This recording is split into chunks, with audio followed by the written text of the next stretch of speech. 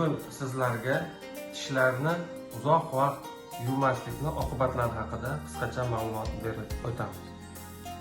Chunki dastlab bemorimiz tishlarini yaxshi yuvmaganligi sababli tish yuzalarida qarashlar hosil bo'lib borgan va undan so'ng tish yuvganda milklarni qonashiga sababchi bo'lgan va tish yuvishni batamom to'xtatib qo'ygan.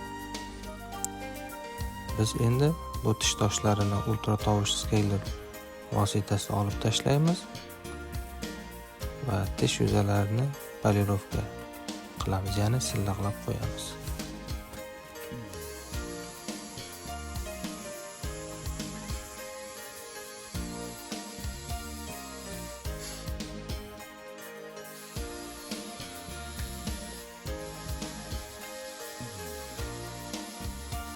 Tishlarni tushib ketishiga, milklarni qonashi kuchayishiga olib keladi. Mana ko'rib turganingizdek, tishlarda gingivit belgilari bor.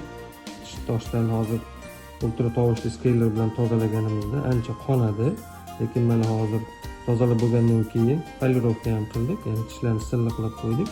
Tish toshlaridan xolis bo'ldi. Endi milklarni demak turli xil antiseptiklar bilan davolash bu yerda yetarli bo'ladi. Shuning uchun sizlardan iltimos, tishlarni o'z vaqtida va to'g'ri qoidalarga amal qilgan holda doimiy ravishda yuvib turishingiz so'raladi.